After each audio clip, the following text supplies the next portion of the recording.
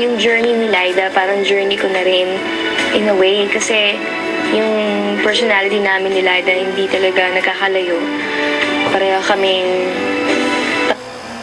at naman, mas jolly lang siya.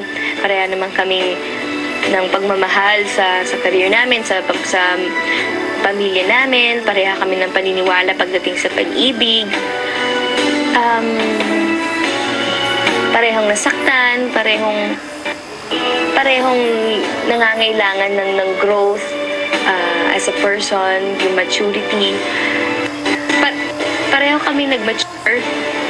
Ang laki ng naitulong ng nagkaroon ng 4 years na time interval para magawa itong party na ito. Kasi kung hindi nagkaroon ng ganun, hindi kami makakagawa ng ganung klase to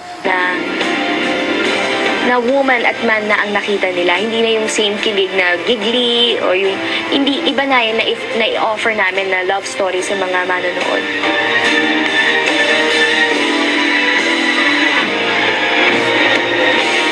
The flow of the story as compared to the first and the second, mas nag-mature talaga to.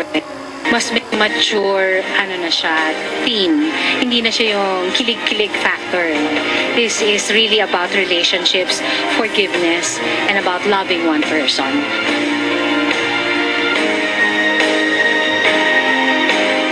Si Sarah naman ang musunod anak kay Father. Imik lang. Ngayon, itong third movie na to, mas nag-uusap na kami. Dati, hi, hello, bye-bye, eksena. Ngayon, medyo nagloloko-lokohan na kami. May kasama na kami mga interview. Pag kami magkakasama yung cast members na family members.